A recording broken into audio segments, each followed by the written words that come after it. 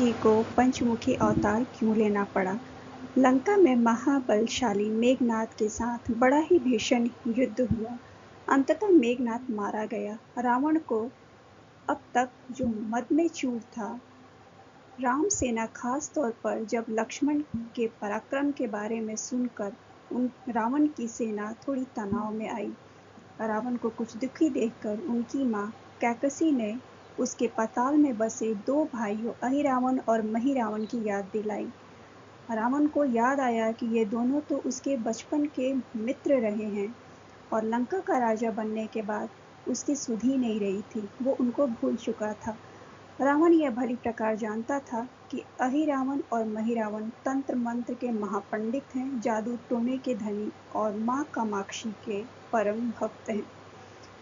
रावण ने उन्हें बुलावा भेजा और कहा कि कुछ भी करो, अपने छल बल कौशल से श्री राम व लक्ष्मण का सफाया कर दो। यह बात दूतों के जरिए जब विभीषण को पता गई तो युद्ध में अहिरावण और महिरावण जैसे परम मायावी के शामिल होने से विभीषण को बहुत ज्यादा चिंता होने लगी।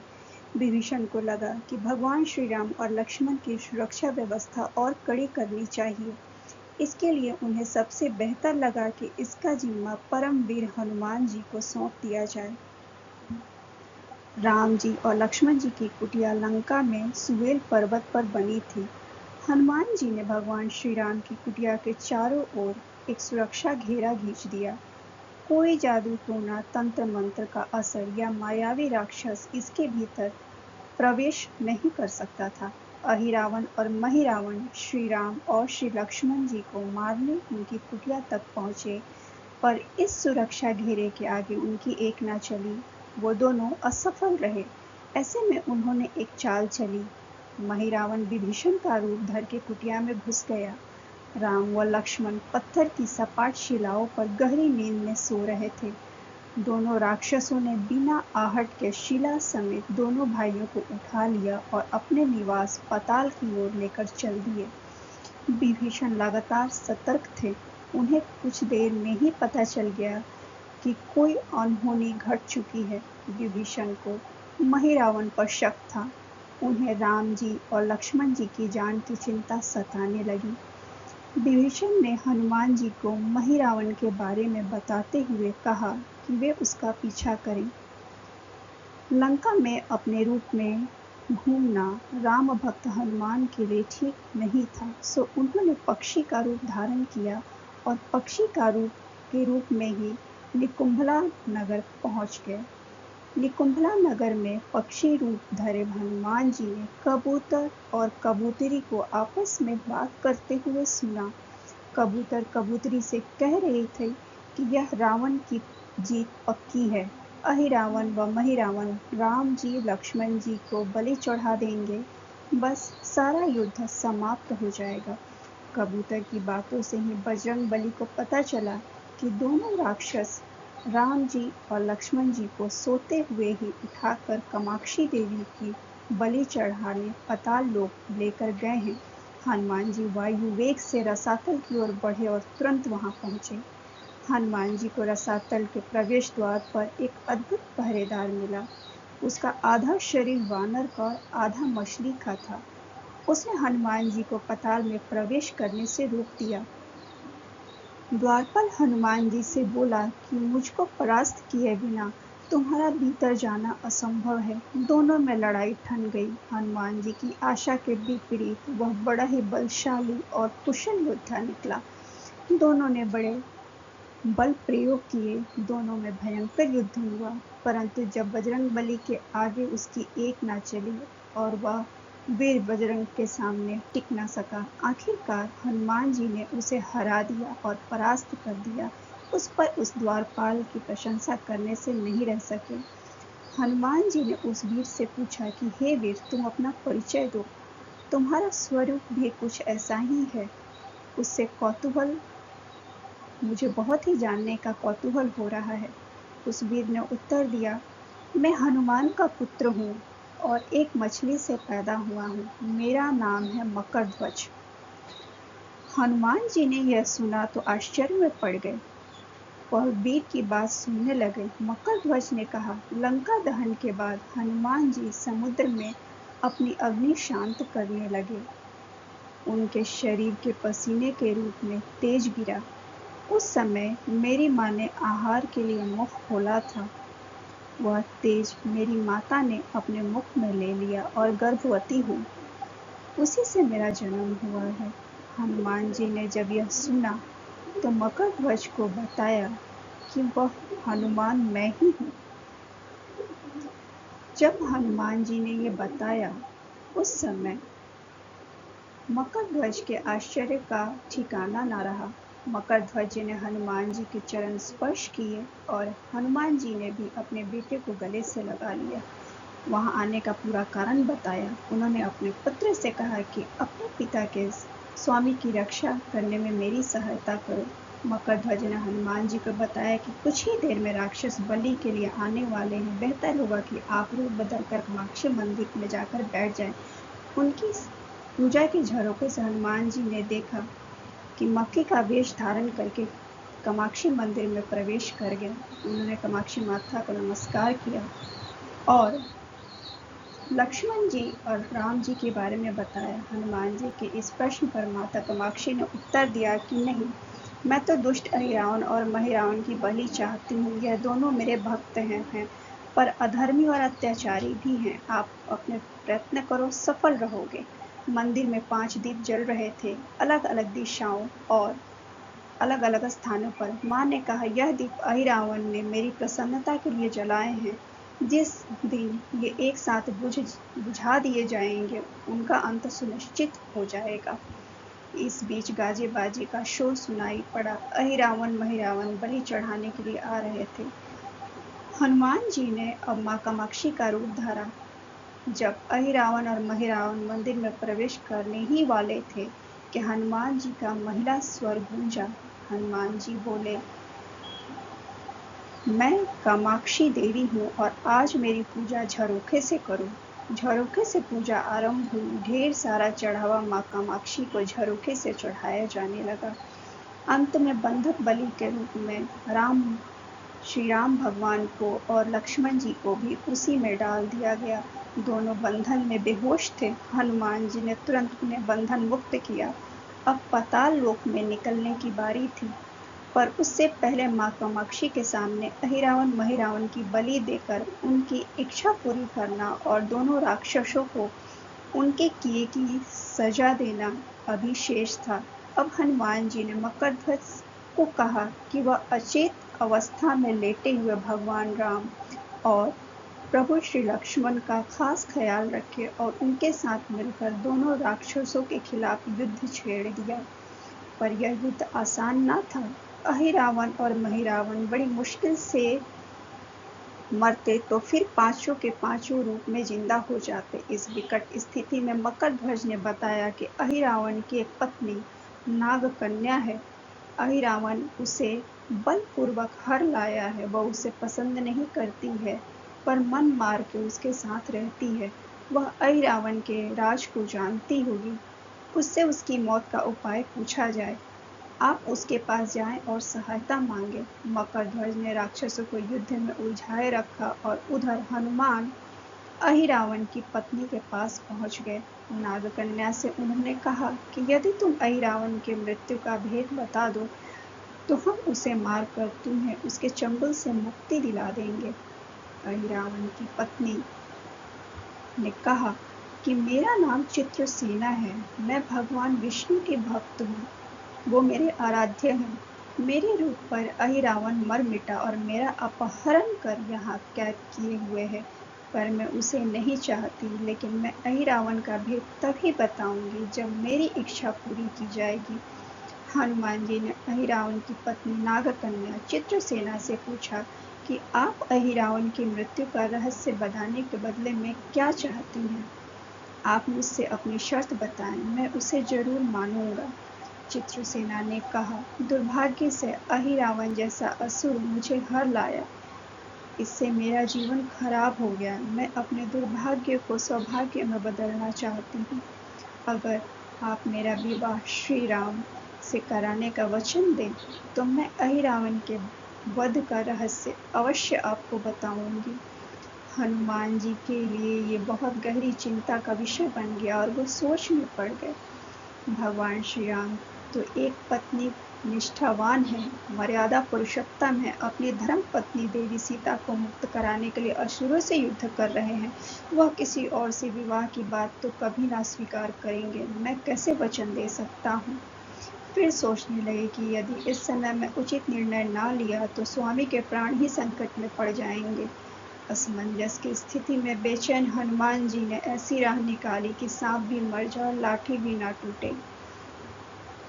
हनुमान जी बोले, तुम्हारी शर्त स्वीकार है, पर हमारी भी एक शर्त है। यह विवाह तभी संभव है जब तुम्हारे साथ भगवान राम जिस पलंग पर आसीन होंगे वह सही सलामत रहना चाहिए। यदि वह टूटा तो उसे अपशकुन मानकर वचन से पीछे हट जाऊंगा। जब महाकाय अहिरावण के बैठने से पलंग नहीं टूटता तो भला श्री राम के बैठने से कैसे टूटेगा? यह सोचकर चित्रसेना तैयार हो गई। उसने अहिरावण समेत सभी राक्षसों के अंत का सारा भेद श्री हनुमान को बता दिया।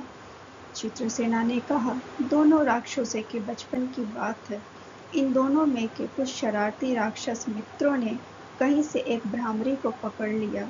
मनोरंजन के लिए वे उसे भ्रामरी को बार बार कांटों से छेड़ रहे थे। भ्रामरी साधारण भ्रामरी ना थी, वह भी बहुत मायावी थी, किंतु किसी कारणवश वह पकड़ में आ गई थी। भ्रामरी की पीड़ा सुनकर अहिरावण और महिरावण को दया आ गई और उसने अपने मित्रों से लड़कर उसे छुड़ा दिया। मायावी भ्रामरी का पति भी अपनी पत्नी की पीड़ा सुनकर आया था। अपनी पत्नी की मुक्ति से प्रसन्न होकर उस भंवरे ने वचन दिया था कि तुम्हारे उपकार का बदला हम सभी ब्राह्मण जाति मिलकर चुकाएंगे। ये भंवरे अधिकतर अपने शयन कक्ष के पास रहते हैं। ये सब बहुत भारी संख्या में हैं। दोनों राक्षसों को जब भी मारने का प्रयास हुआ है और ये मरने को हो जाते हैं तब भ्रमर उनके मुख में एक बूंद अमृत का डाल देते हैं। उस अमृत के कारण ये दोनों राक्षस मर कर भी जिंदा हो जाते हैं। इनके कई कई रूप उसी अमृत के कारण हैं। इन्हें जितनी बार फिर से जीवन दिया गया उनके उतने नए रूप बन गए हैं। इसलिए आपको पहले इन भौरों को मारना होगा। हनुमान जी रहस्य जानकर लौटे। मकरध्वज ने अहिरावण को युद्ध में उलझा रखा था, तो हनुमान जी ने भौरों का खात्मा शुरू किया। वे आखिर हनुमान जी के लिए, जो कि बहुत ही वीर बलशाली हैं, उनके सामने भंवरे कहाँ तक टिकते। जब सारे भंवरे खत्म हो गए तो केवल एक बचा, तो वह हनुमान जी के चरणों में लौट गया। उसने हनुमान जी से प्राण रक्षा की याचना की, दया की भीख मांगी। हनुमान जी का दिल पसीज गया। उन्होंने उसे क्षमा करते हुए एक काम सौंपा। हनुमान जी बोले, मैं तुम्हें प्राण दान देता हूँ, पर इस शर्त पर कि तुम यहाँ से तुरंत चले जाओगे और अहिरावण की पत्नी के पलंग की पार्टी में घुसकर जल्दी से जल्दी उसे पूरी तरीके से खोखला कर दोगे। भंवरा तत्काल चित्रसेना के पलंग की पार्टी में घुसने के लिए प्रस्थान कर गया। इधर अहिरावण और महिरावण को अपने चमत्कार के लुप्त होने से बहुत अचरज हुआ, पर उन्होंने मायावी युद्ध जारी रखा।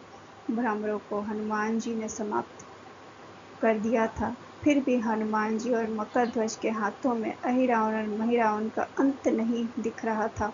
यह देखकर हनुमान जी कुछ चिंतित हुए। फिर उन्होंने कामाक्षी देवी का वचन याद आया। देवी ने बताया था कि अहिरावण की सिद्धि है कि जब पांचों दीपकों को एक साथ बुझा दिए जाएंगे तभी वे नए नए रूप धारण करने में असमर्थ हो जाएंगे और उनका वध हो सकेगा। हनुमान जी ने तत्काल पंचमुखी रूप धारण कर लिया। उत्तर दिशा में वराह मुख, दक्षिण दिशा में नरसिंह मुख, पश्चिम में गरुड़ मुख, आकाश की ओर हयग्रीव मुख और पूर्व दिशा में हनुमान मुख। उसके बाद हनुमान जी ने अपने पांचों मुख द्वारा एक साथ पांचों दीपक बुझा दिए। अब उनके बार बार पैदा होने और लंबे समय तक जिंदा रहने की सारी आशंकाएं समाप्त हो गई थी। हनुमान जी और मकरध्वज के हाथों शीघ्र ही दोनों राक्षस मारे गए। इसके बाद उन्होंने श्री राम और लक्ष्मण की मूर्छा दूर करने के उपाय किए। दोनों भाई प्रभु श्री राम और लक्ष्मण होश में आ गए। चित्रसेना भी वहां आ गई थी। हनुमान जी ने कहा, प्रभु अब आप अहिरावण और महिरावण के छल और बंधन से मुक्त हुए, पर इसके लिए हम इस नाग कन्या की सहायता लेनी पड़ी थी। अहिरावण इसे बलपूर्वक उठा लाया था। वह आपसे विवाह करना चाहती है। कृपया उससे विवाह कर अपने साथ ले चले, इससे उसे भी मुक्ति मिलेगी। प्रभु श्री राम हनुमान जी की बात सुनकर चकरा गए। इससे पहले कि वह कुछ कह पाते, हनुमान जी ने ही कह दिया, प्रभु आप तो मुक्तिदाता हैं। अहिरावण को मारने का भेद इन्होंने ही बताया है। इसके बिना हम उसे मारकर आपको बचाने में सफल ना हो पाते। आप तो कृपा निधान हैं, इसे भी मुक्ति मिलनी चाहिए। परंतु आप चिंता ना करें, हम सब आप जीवन बचाने वाले के प्रति बस इतना कीजिए कि आप इस पलंग पर बैठिए, बाकी का काम मैं संपन्न करता हूँ। हनुमान जी इतनी तेजी से सारे कार्य कर रहे थे कि इससे श्री राम जी और लक्ष्मण जी दोनों चिंता में पड़ गए। वह कोई कदम उठाते कि तब तक हनुमान जी ने भगवान श्री राम की बाह पकड़ ली। हनुमान जी ने भावावेश में प्रभु श्री राम की बाह पकड़कर चित्रसेना के उस सजे धजे विशाल पलंग पर बिठा दिया। प्रभु श्री राम कुछ समझ पाते कि तभी पलंग की खोखली पाटी चरमरा कर टूट गई। पलंग धराशायी हो गई। चित्रसेना भी जमीन पर गिर पड़ी। हनुमान जी हंस पड़े और फिर चित्रसेना से बोले, अब तुम्हारी शर्त तो पूरी नहीं हुई, इसलिए यह विवाह नहीं हो सकता है। तुम मुक्त हो और अब तुम्हें तुम्हारे लोग भेजने का प्रबंध करते हैं। चित्रसेना समझ गई कि उसके साथ बहुत बड़ा छल हुआ है।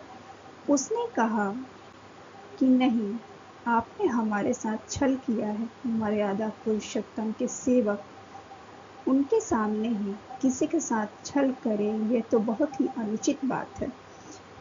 मैं हनुमान जी को श्राप दूंगी। चित्रसेना हनुमान जी को श्राप देने ही जा रही थी कि तभी प्रभु श्री राम का मोह भंग होता है और इस पूरे नाटक को वो समझ चुके थे। उन्होंने चित्रसेना को समझाया, मैंने एक पत्नी धर्म से बंधे होने का संकल्प लिया है, इसलिए हनुमान जी को ये सब करना पड़ा। उन्हें क्षमा कर दो। क्रुद्ध चित्रसेना तो उनसे विवाह की जिद पकड़े बैठी थी। श्री राम ने कहा, मैं जब द्वापर युग में श्री कृष्ण का अवतार लूंगा, तब मैं तुम्हें सत्यभामा के रूप में अपनी पटरानी बनाऊंगा। इससे वह मान गई। हनुमान जी ने चित्रसेना को उसके पिता के साथ उसके धाम पहुंचा दिया और अगले जन्म में, क्योंकि प्रभु श्री राम ने उसे पत्नी बनाने का वरदान दिया था, भगवान विष्णु की पत्नी बनने की चाह में उसने स्वयं को अग्नि में भस्म कर लिया। श्री राम और प्रभु लक्ष्मण मकरध्वज और हनुमान जी सहित वापस लंका के सुमेर पर्वत पर लौट आए। तो ये थी भगवान परम बलशाली हनुमान जी के पंचमुखी अवतार की कथा।